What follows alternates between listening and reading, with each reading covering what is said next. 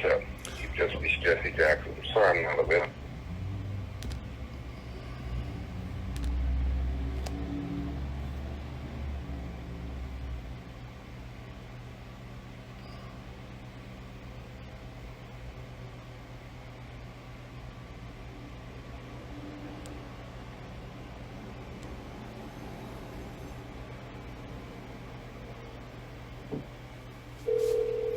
Donations, $ FDMG School, make your donations. $ FDMG School on the Cash App, make your donations. Hello. Peace and Black Power, Dr. Umar Johnson. You're live on the Black Parent Teleconference. Yes, sir. Where you calling from, brother? Delaware. Delaware. Which city? Dover. Dover, Delaware. Go right ahead with your question, beloved. Okay, my son, at 2 years old, he was diagnosed with some type of speech impediment because he wasn't talking as clear and concise as, the rest of the kids his age. And they wanted to person wanted to label him and put him in some type of a speech therapy. And I told my wife, we're not going to do anything because, okay, he's just holding on to being a baby. Him and his sister is 9 years apart. So he's going to catch it. I just believed he was going to catch it. And here he's 4, and he's still trying to do it, but he's smart. He understands. He's very cognizant. You know what I mean? He can, if you speak to him, he knows the directives. He can answer you, all that. You know what I mean? He just don't. I mean, he's a whole lot better than when he was 2. Let me ask you a question. Okay. He's 4 years old, right? Yes. Does he have any obvious speech limitation? Does he stutter? Does he have trouble articulating? Does he have trouble understanding what others say? Do you notice any speech problems with him? No, he has trouble articulating some words. He has trouble articulating some words. Yes. But not many words. Right. And So he's upset if he's got to keep telling you what he's trying to say to you because he thinks he's saying it right. Okay. Here's my take. If it's only a couple words and you and his mother are not bothered by it, he may grow out of it. I've seen a lot of children grow out of very mild speech limitations. With that being said, so y'all could wait it out. With that being said, I see nothing wrong with him getting speech therapy under the umbrella of early intervention services through your local school district, which is special ed. It is. But guess what? He only has to get it until it's time for him to start kindergarten. And you guys can simply refuse any further service once he gets to kindergarten, which means he will not be a special ed student in grade school. So I don't see nothing wrong with him getting the service. But if y'all want to wait it out, y'all could do that too. If it were me, it would probably depend on the extent of the articulation error. If it is moderate to strong, I think I would get him the therapy because it can't hurt him. If it's mild, I might give him some time and see if he grows out of it. Now, this is my hesitation with it. His mother's a diagnostician. His mother is, say again? She's an education diagnostician. Okay. I'm thinking whatever, she taught special ed for 12, 13 years. I'm thinking anything he needs, he can get at home. Not necessarily.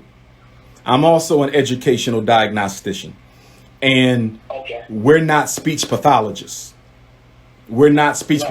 Now, I can classify, I can diagnose some speech challenges and then refer the kid to the speech pathologist for further assessment and evaluation. But I cannot give the therapy. Or should I say, it is the speech pathologist who's the only person who's legally authorized to give that therapy. And you follow what I'm saying? It's like the heart surgeon is not the eye surgeon. And although we're all specialists, we specialize in certain areas. And I don't have the expertise of the speech pathologist nor does she have the expertise of the school psychologist. So Okay. you follow what I'm saying? So your wife wouldn't necessarily be able to carry him through that. Now, has she seen enough where she could probably work with him? Yeah. But if you can get the speech pathologist for free with your wife being able to determine if she's doing her job the right way, I would probably go ahead and give him the therapy. It can't hurt him. Okay. You follow me? You know, even though we don't want our kids in special ed, speech therapy is the least dangerous of all of the 13 special ed disabilities, if that makes sense to you. Like, if I could pick one, if my kid got to go to special ed for something, let it be speech, because you don't go to a special class for speech. You get pulled out and you get your therapy. Yes, sir. Well, just following your teaching the last 2 years, I'm just still to have him labeled as a young black man. Right, but remember, you can stop it though. In other words, when it's time for kindergarten, y'all can say, okay, he's had enough. We don't need no more service. My son is starting kindergarten as a regular ed student in a regular ed class without no need to be pulled out for speech therapy. Y'all can do that. Now, there's another way y'all can go too. And that is, y'all could simply contract with a private speech pathologist to see your son. And by the way, there is an African American Speech Pathologist Association based in Pennsylvania. You can look them up on the internet. African American Speech and Language Pathologist, and you can get a referral from them for someone in Delaware, in Dover, and you will just pay out of pocket. And that's probably going to cost you maybe $75 an hour, but he's only going to need about an hour or two a week. You know, so you could go straight cash. That way he ain't in the system. He's not on the radar. He's not on the school district's paperwork. Like, if you really want to keep it separate, just pay out of pocket for it, and you don't have to worry about it at all. Thank you so much, sir. So much. Okay. And you know we got the school in Wilmington, right? Yes. Yeah, we trying to fix it up, my brother. The architect will have the plans done on August the 1st.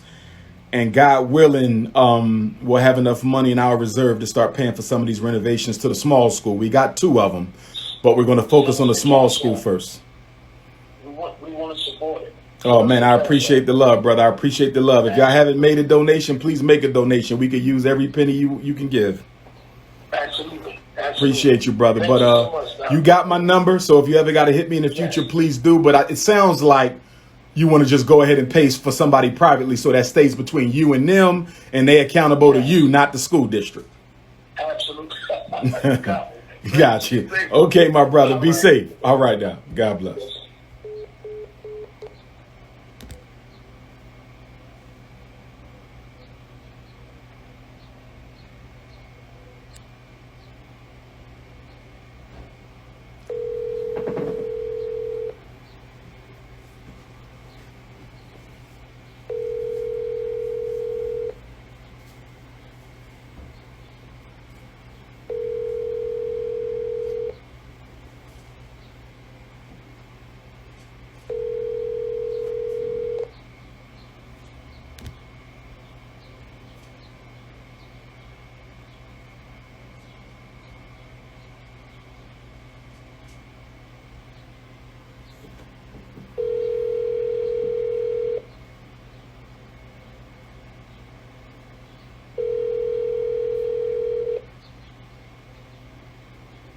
Hello.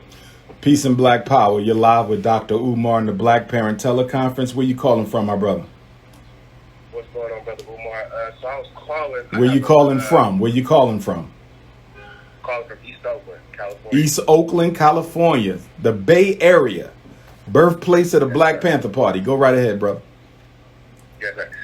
So I have he'll be 3 next month. I would just have questions about discipline. I don't whoop him, spank him, more like a verbal discipline type, you know. But I want to make sure that he's, he stays obedient, stays disciplined. But I want to do it the right way, you know what I mean? Yeah, he's 3 years old, so he don't need spanking. Praise is all he needs for the reward, okay? Because a parent's attention is more important than oxygen for a 3-year-old. So all he needs is praise, right? Attention. Praise is a form of attention. And then he needs time out, which is the withholding of attention. You see that? Praise is positive attention. And then when you misbehave, I'm going to give you time out, whether that's in your room, whether that's in a corner in the living room, and I'm going to deprive you of my attention. That's all you need for a 3-year-old. But you have to be consistent, though. I got you. That's kind of on the lines of what I'm already doing. I just wanted to make sure I was on the right path to that. I had another question about when he starts school. I really want him to go to a black school. I'm looking for Muslim schools, like a Muslim school, school with more black folks and white folks, really. Or, I just want him to be around his people when you go to school. Now, you said a Muslim school. Are you looking for an Islamic academy, or are you looking for an African-centered school? Because those are two different things. Oh, okay. See, I didn't even know. When I said Muslim, I was thinking Islamic. What was the other one that you said it was? African-centered. One is religious, one is cultural. Okay. I'm going to have to look that other one up. African-centered? African-centered schools. That's schools that teach African culture, African pride, knowledge of self, African history, versus an Islamic school where you get your Islamic indoctrination about Muhammad and the Quran and so forth and so on. So those are, one has nothing to do with the other. One is culture, where you come from and who you are, and the other is what you believe. I got you. Yeah, what do you recommend as far as the schools? Well, as far as putting them in the school?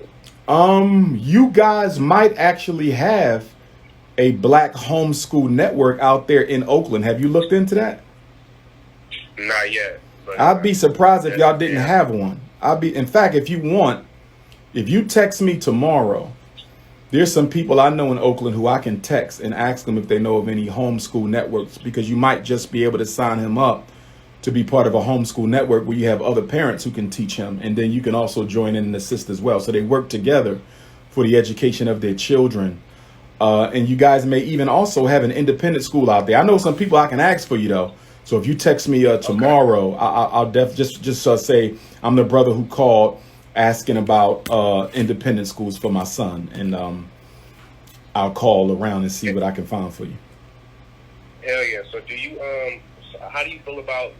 Because I was thinking about doing a homeschool, because his mom does homeschool right now. He's only 3, so the fundamentals of it. 3-year-old, she does pretty good. But how do you feel like about homeschool? And I think about, because I was homeschooled for like 2 years. I feel like I missed out on a lot of the social life. Right. You have to make sure you substitute for the social. You have to. You have to plan for the social when you homeschool children, because that is where they lose out. That's when they stop wanting to be home, because you're not giving them access to other children. They're missing out on, let's be honest. School is socialization. School is socialization. And part of school, the reason kids like to go is they get to socialize with their friends. And that's important too, to learn how to get along with people, how to solve conflicts, so when you don't have that built in, then you need to program for it. And that's not hard to do. Sports programs, after school programs, there's ways to program for it, but a lot of parents get lazy and they just start neglecting it outright. And then that's when the kids stop wanting to be home and they rebel against the homeschool program and they lose their motivation. So, but long as you program for it, you'll be okay. And that's one of the benefits of a homeschool network, because with a homeschool network, there's already other children there. So you don't even have to worry about that part. Oh, okay. Yeah. It's a group. It's group. Everything's group. So he'll have his peers, assuming that they have other children his age there. Hell yeah. Okay. Cool. Yeah, that was about it, man. I appreciate it. I actually used to follow you a while, maybe like last year ago, man. I thought you deleted your account, but my wife, she follows you now. And I'm like, wait, he created a new account? On which platform? On which platform? On Instagram, man. The same Instagram. No. Wait. Make sure, this is what I want you to do. Text me, and I will text you the right. Okay, let me tell you who I have on my Instagram. I have, because I have a lot of, enemies, and they create fake pages of me. So my correct Instagram page should say 606,000 followers. 606K. 606,000 followers. Make sure that's the right Check one. it out. My wife, she follows you. She the one who gave me the told me how to get in touch. Okay, I got you. So she was on the right one. She was on the right one. Okay. So I tried to add it on my page, and it wouldn't pop up. It wouldn't pop up. She sends me your what's it called, your post, and it doesn't show up. It says unavailable. So I think they got me shadow banned from you, man. Well, they be shadow banning a lot of people from us. You know, they do it on my Facebook. They've taken away 100,000 of my followers on my Facebook page, Dr. Umar Ifatunde. So I'm clearly one of those people they're trying to get rid of. So I don't show up on people's feeds. They can't find me. Yeah. You know, that's them. That's them doing what they do. Okay. But yeah, man, thank you. I appreciate it. I'll text you that tomorrow. Right? Yeah, text me tomorrow. Okay, that's all good. I appreciate you, man. Got you, brother. Be safe. Okay. All right.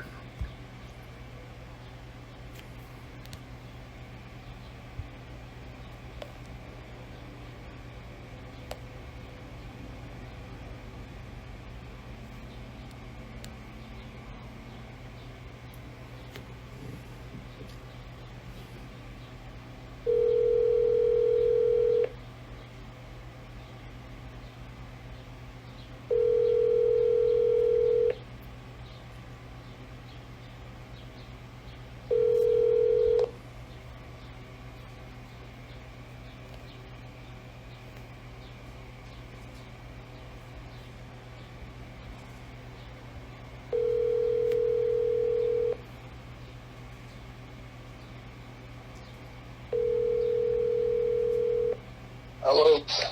Yes, brother, you live with Dr. Umar on the Black Parent Teleconference. Who am I speaking with? With Terrell. Terrell, you got a question?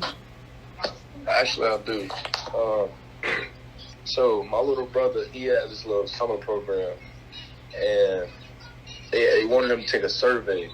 And the survey, the questions are kind of like guided. Questions are like, is it hard for you to stay focused on tasks, or is it like, you know what I'm saying? Some questions like that. None of the questions have like a good outcome. You know what I'm saying? So like, how do you like what do I do with that? It's like a 15-second survey, but all of the questions are saying like something negative, like something like that. You know? What is the name of the survey? I don't know. My mother, she knows it. Actually, I'm not actually. Because as a rule, and you want to share this with your mother, as a rule, don't fill out no survey unless you know what the name of it is and why you're being asked to complete it. Yeah. You feel me?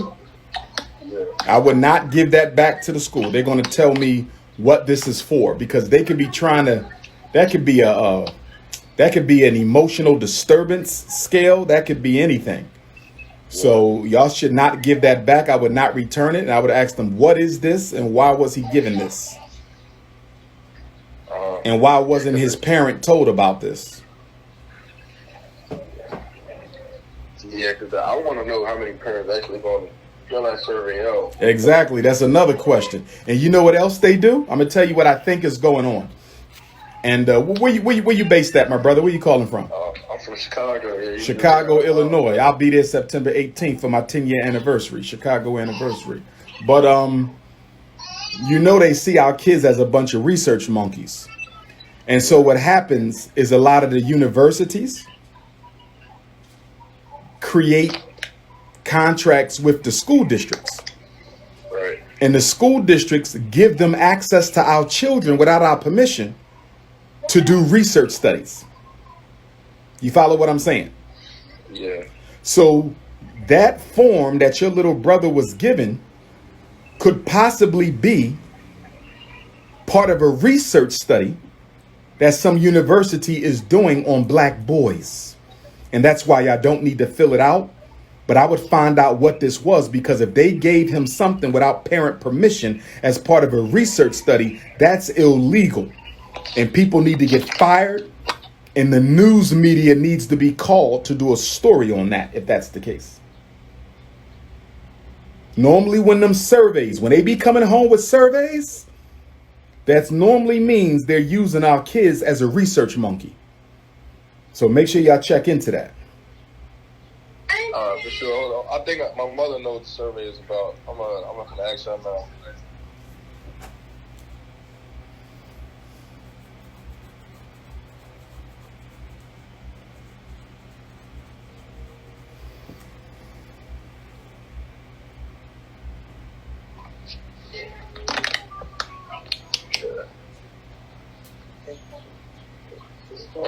Hold on. Give me a minute.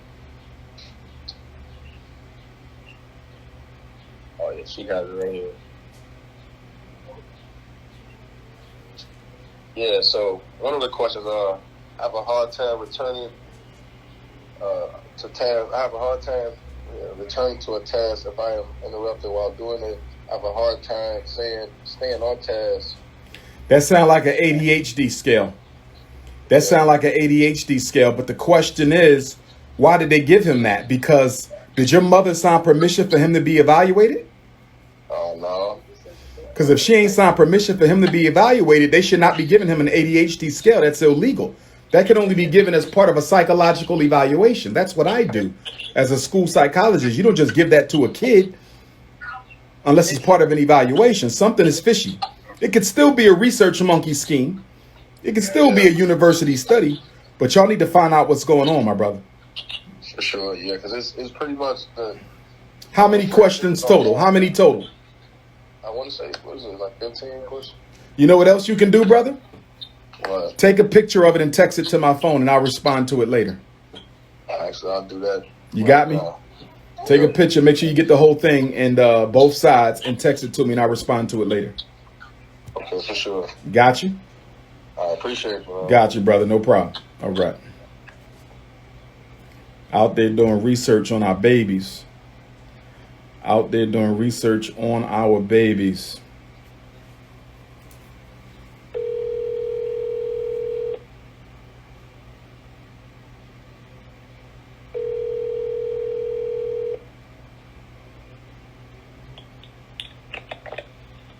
Hello. Sister Hanera, you're live on the Black Parent Teleconference with Dr. Umar. What question do you have today, Queen? Hey, Professor, how you doing? All is well. So my question is, me and another sister, there's a couple of us actually, we're all going to Africa in a couple of weeks, right? And we're moving there and we're taking our children, and I just found out that where we're going, the schools are shut down there too on the continent. And so what I'm trying to do is put together homeschool curriculum for all of our children. Of course, the women we're gonna work together to homeschool the children. And so we have like the core curriculum down, but we wanted to incorporate more like Black studies, like some of the electives. Unfortunately, none of the kids are in 4th grade. Otherwise, we would just, kind of sign them up for your online program. But for different age groups, are there any suggestions, whether it's books or materials that I can buy now while I'm still in the States and take with me overseas? Definitely. I mean, you may not even have to buy them, depending on what you want to do, because there's so many book banks out there. We used to have one in Philadelphia where you could just roll up and get like 30 books for a certain grade and a certain skill. So it's been a couple years, but you definitely want to do research on book banks because you may not have to buy them. Now, if you want to buy, the newest, latest language arts or the newest, latest mathematics text for 4th grade or 7th grade or whatever the grade, you can do that. But to me, there's not much difference between last year's book and this year's book. The reason they come out with new books is to make money, so I think you guys can pretty much load up on what you need and probably not have to pay much for it. You just got to do some hunting around the internet. I mean, once y'all come up with the curriculum that y'all have, if y'all want me to take a look at it, I can do that. You can just send it to me and I say, okay, you might want to add this or this is perfect or blah, blah, blah. You know what I mean? I could definitely help you on that end. But in terms of the text, it's so much out there that it's really, there's no one particular company's book that I would recommend because across companies, it's so similar that you're almost just splitting hairs. You know, a good 4th grade textbook is going to be a good 4th grade textbook. Remember, all these textbooks have been used by school districts across the country. That doesn't necessarily mean they're great, but it can mean that none of them are going to do a poor job. All of them are going to basically do an adequate job because they make the textbooks based on state standards anyway. You know, so the textbooks have to meet state standards in the state that's going to use them. And most textbooks in America coming out of Texas anyway, like Texas is the school textbook kingdom, if you would. You know, so again, I would just go and look for what I see online. Of course, you have Barnes and Noble. They got an excellent homeschool section on their online website, and many of the major Barnes and Noble's bookstores, like the one in Baltimore, you know, they have an excellent homeschool section too. You know, everything your 7th grader needs to know and everything your 8th grader needs to know and so forth and so on. You know, but your basics is having, you know, the state standards, which you download from the State Department of Education website. I also recommend including the Common Core, you know, which is that national educational standard that came out a couple years ago. You know, it was criticized, but at the same time, it does have most of the Common Core objectives that we want our children to master per grade. And once you have that and you choose your text, you're halfway to the finish line. Now it's about coming up with your academic calendar and then your lesson plans, which don't all have to be written up front. They can't be written up front anyway, because you don't necessarily know how much of the information you're going to go through, although you're going to try to stick to your academic calendar as much as possible. But once y'all have something on paper for me to look at, just send it to me. I'll definitely give you my feedback. But you ain't going to have a problem with textbooks. There's so many that you're probably just going to be like, let me just grab this one. You know, or you might find one that has a little bit more African-centered in infusions into it that you might go with. But they largely the same. And see, that's part of, you know, me reaching out to you for your expertise. Is like, if there's some books, like we want them to be reading books, we want them to have other activities where it's infusing consciousness. Like, I don't necessarily want them to have the regular Common Core history. Like, I want them to have more of our history, and it's a wide range for the kids. So I didn't know if there was any books that you can suggest based on their age levels that I should buy now and take with us. I would say this, not specific books, but 2 bookstores that just jump off the top of my mind right from the gate, because they have pretty good children's sections. And that is Everyone's Place bookstore in Baltimore. Without question, you'll probably get most of your children's books from them. That's a ride for you. Just ride down to Baltimore North Avenue. Brother Not T, he's a Garveyite. He's the owner. He also has a warehouse. So make sure you schedule your visit, because you want to let him know you would like to see the warehouse. If one of the assistants who work in the store, let them know you're coming, but you want to see the warehouse because you're going to be opening up a school in Africa and you may be buying in bulk and you really need to see what he has available. Make sure you get to the warehouse, not just the regular store. He's like the largest black book distributor on the East Coast. Everyone's Place, Baltimore. Well, you remember because we went there. But also the other one is Hakim's Bookstore in Philadelphia. Hakim's Bookstore. HAKIM''S. They're the oldest continuously open black bookstore possibly in the country.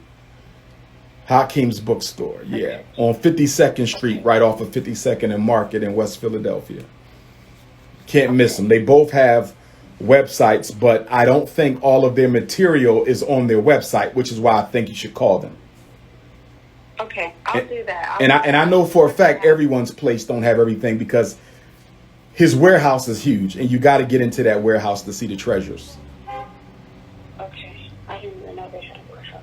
Okay, yeah, I had the books from Ifatunde University, but some of them I think like the high schoolers may get, but yeah, they're a little advanced. For them. Yeah. Yeah, they're a little advanced. Yeah. Everyone's Place to have that step down. You know, that step down. And you just gave me an idea. My goodness. It just came to me just now. You just gave me the idea that I have to write a textbook for black children. I got to do 3 of them. I got to do elementary, middle, and high school. I have to do a textbook on Pan-Africanism and black consciousness. It just came to me when because you're asking for that book, and there'll be some we can use out there, but we don't really have, that standard. This is the book, so Right. you just gave me an idea. I need to do a textbook. Okay. Well, when we finalize, me and Darren, when we finalize the curriculum for the kids, I'll run it past you or send it to you, and if you have time, take a look at it. But I'll run to, I'll probably can go to the one in Philly this week, and I'll have to do both this week. Yeah, go to Philly and Baltimore and make that appointment to go see what I can get. Yay. Okay. Thank you, Doc. No problem, Queen. All right, Take love. care.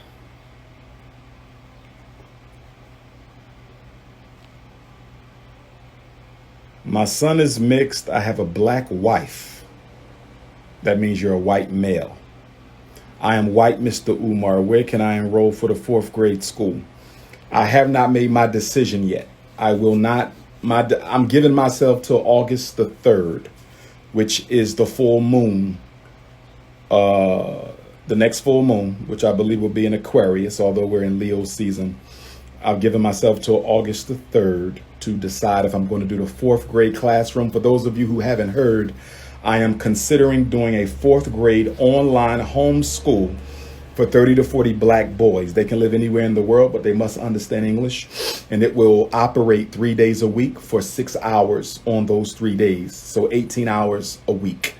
And it will be first come, first serve. The tuition will be $325 per month. There will be a $250 registration fee.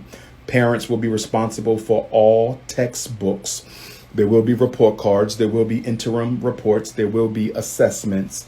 And we will meet at least 4 times during the school year so they can take their quarterly exams. And so we can have our quarterly field trip, okay, and rites of passage process. There will also be a field trip, optional field trips every month for the boys who will be able to come to it. So that's the 4th grade class. If you have a boy who will be in 4th grade this coming fall, pray on it and ask the creator, should Dr. Umar do this, or should he just continue focusing on getting the Marcus Garvey Elementary School ready for our boys in Delaware, the physical school? So the reason I'm up in the air about it is because we're going to start renovations next month, and I don't want to overtax myself, if you would,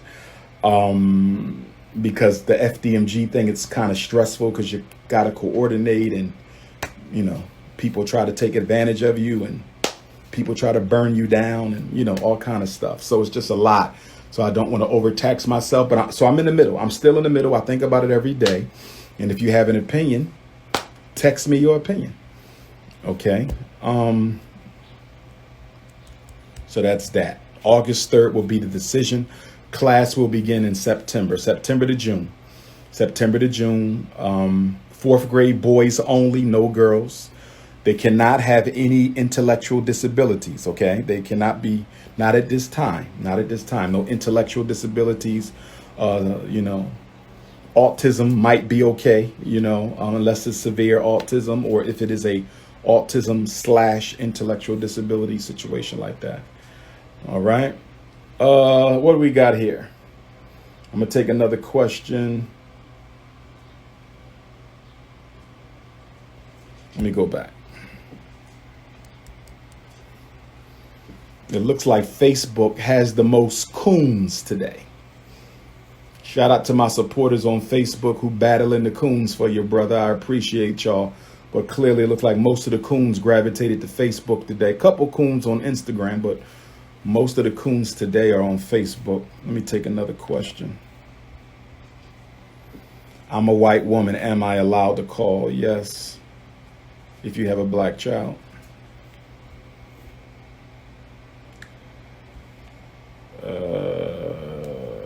Who else we got?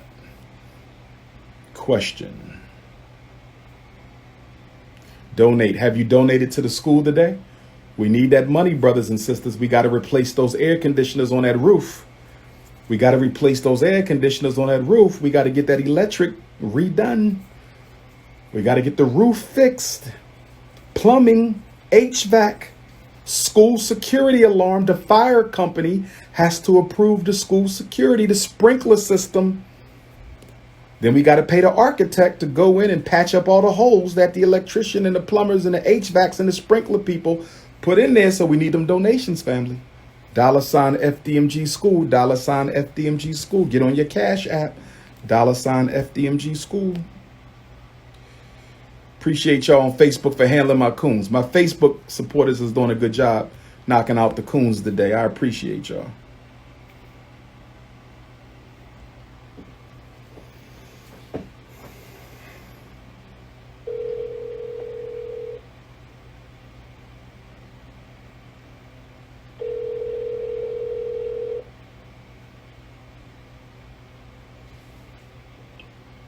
Hello? Peace and love, sister. This is Dr. Umar Johnson. You're live on a Black Parent Teleconference. Where you calling from? Okay, she hung up. Not sure why she texted me in the first place.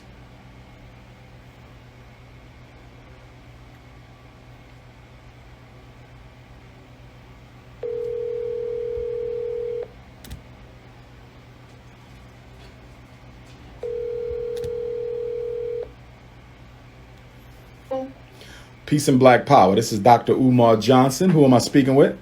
Shannon Spencer. Greetings, Sister Shannon. You're live on the Black Parent Teleconference. Where you calling from? I am calling from Virginia. Virginia. What part? Richmond, Seven Cities, Miami Beach. Virginia Beach. What part? Northern Virginia, I got you. Go right ahead with your question. So my question is, I am a single parent, and I graduated from college, did everything I needed to do, and able to support my child.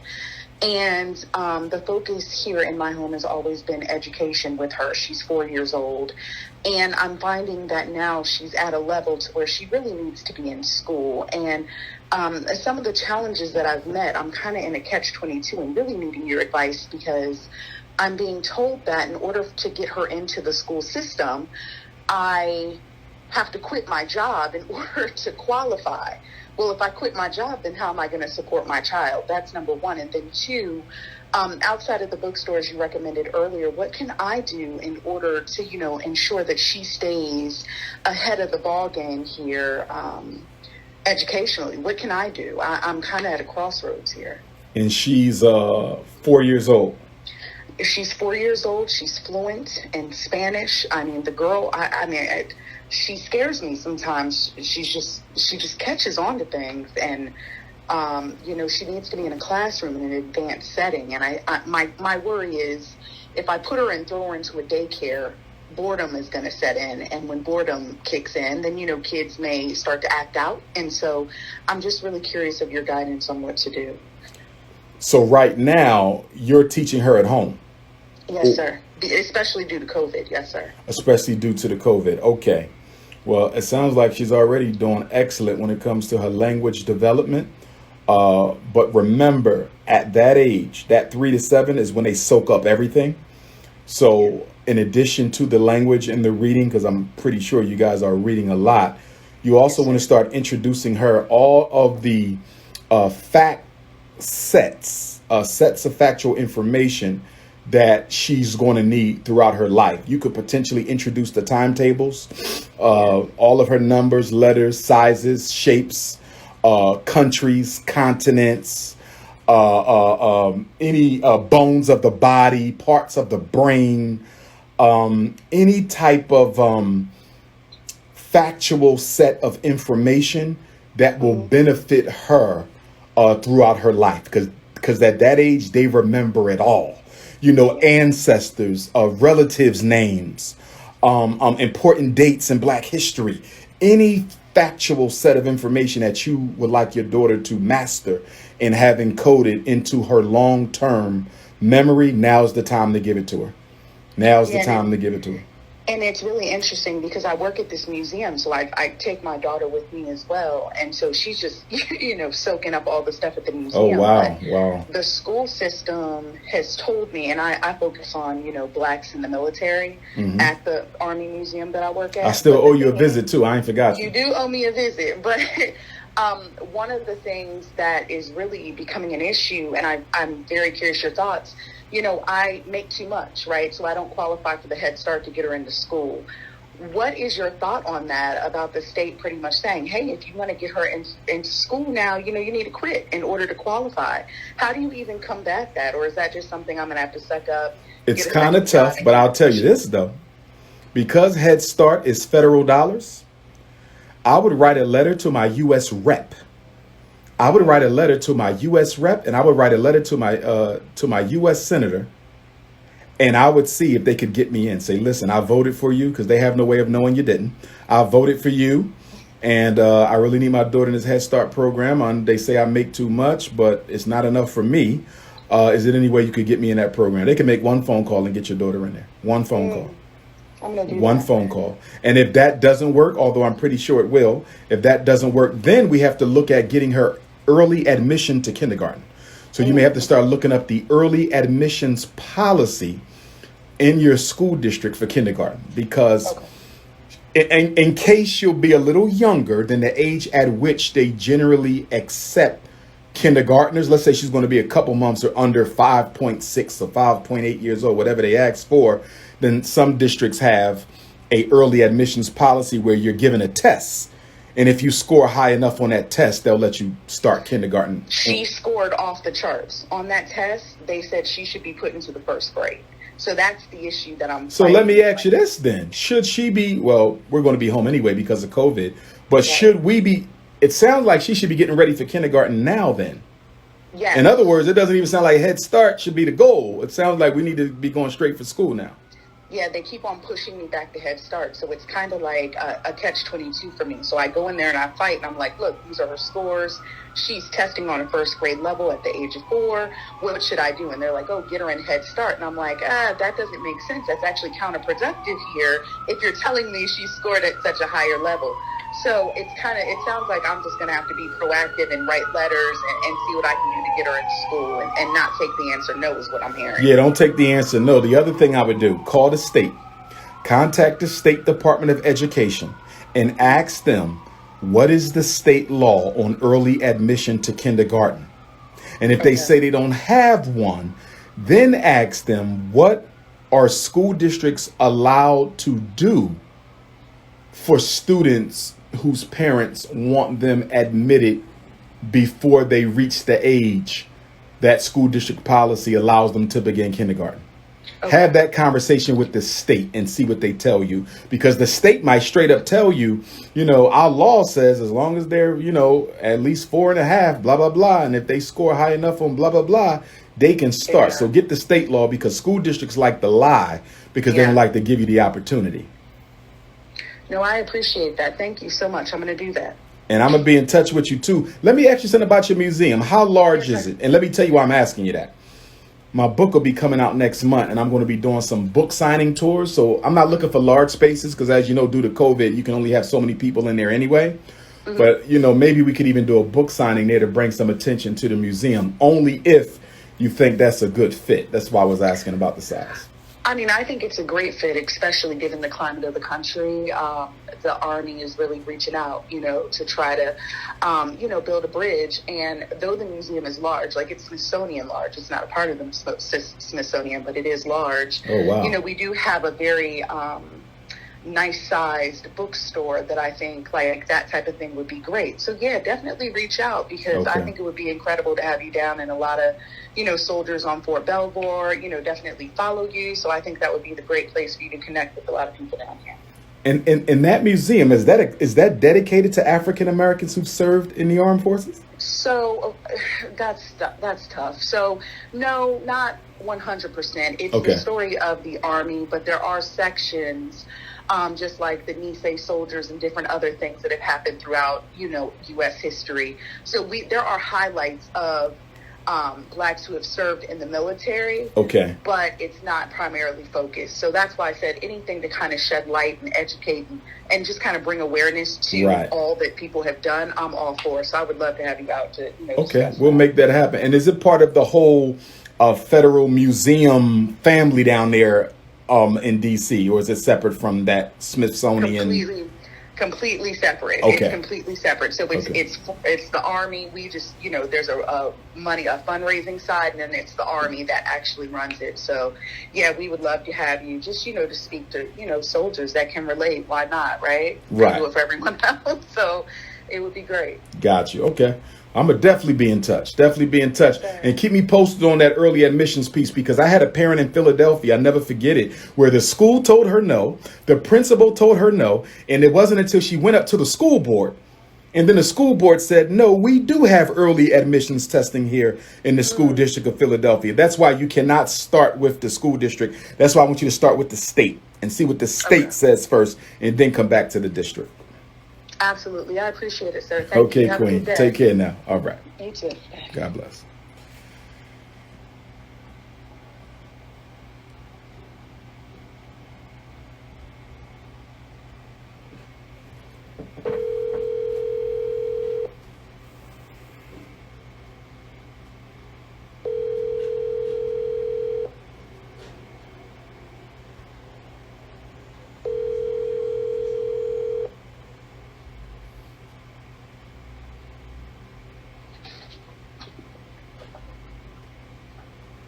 Hello? Peace and Black Power. Did you call the Dr. Umar Black Parent Teleconference? Yeah. Yes, I did. Where you calling from, my brother? I'm calling from Arizona. Arizona. Go right ahead. Yes, so I was just calling in. I was recently accepted into Morehouse College. Congratulations. And thank you so much. Over the past couple of weeks, I've just been trying to apply for funding and things of that nature, and I've just been having a very hard time. And I was just calling in to try to see if you knew of any scholarships for HBCUs. Okay, this is what you want to do. Every main library, the main branch. Are you in Phoenix or somewhere else? I'm in Phoenix. Okay, I'm pretty sure y'all have it too. If you go into the main branch of the library, there's a scholarship section. Okay. Here in Philadelphia, and of course we have, I think this is the oldest library in America, but in the Central Library in Philadelphia, there's a scholarship room. It's huge. It's like the size of a big bookstore. You could be in there all day looking up modern scholarships. So there's no shortage of free money out there. You just got to find it. You follow me? So I would definitely recommend that you go to the library. That's number one. Number two, you want to get online and see if you guys have any college access centers in the Phoenix area. These are places that help people get into college, but they also have their fingertips on scholarship money. And then you also want to register on fastweb.com. I believe they're still functional. Fastweb.com. It's a scholarship engine, and they just automatically send you scholarships that relate to the different criteria for which you may qualify for. And then on top of that, you got to keep in mind, there are scholarships for everything. There's scholarships for being a black male. There's scholarships for being a single father. There's scholarships for being the only child. There's scholarships for being right-handed, left-handed, for wanting to pursue medicine or wanting to pursue engineering or wanting to pursue social justice. There's scholarships if you walk backwards, like only got one eye or both eyes or got a bald head. I mean, literally, people create scholarships for everything. So they're out there, my brother, because there's over $1 million, maybe even as high as $1 billion that goes unused every year in financial aid because nobody applies for it. The biggest problem with scholarships is most students never apply. They would rather take a guaranteed loan because it's guaranteed than apply for the scholarship because they don't think they're going to get it. So money just sits there. So definitely just start your investigation, start your research, but it's going to begin at the local library. I promise you, the local library will have a whole bunch of information. And then once you get on Google and start looking up scholarships for black males attending an HBCU, brother, you're going to hit the jackpot in terms of what's available to you. And you don't have to write a lot of different letters, 1 or 2 different letters. And all you do is change the addressee's information, who you're sending this to. But the letter pretty much, so you don't have much work to do. You just get somebody to type up, your address labels and just hit a computer program to print out that same letter, but for different scholarship boards. and you send them all out at one time, my brother, and just let the responses roll on in. Perfect. Thank you so much. Good luck at Morehouse, my brother, and be careful because there's a lot of social initiatives going on the HBCU campuses. Make sure you don't fall victim to none of them. Can you explain that? A lot of how do I explain this? There's some sexual identity crises going on different HBCU campuses, and Morehouse is one of them. So just don't be surprised if you run into some things you didn't expect to see at an HBCU. I still support Morehouse. I love it. I got accepted to it myself, but couldn't afford to go when I was a high school student. And it's not just Morehouse. Most of the HBCUs have been overrun by this new white power financed initiative to effeminize black males. And they've taken over a lot of our black college campuses. So I'm just saying, you're going to run into that element, and you just make sure you stand your ground, my brother. I will. All right. Good luck to you now. Thank you so much. All right, brother. Take care.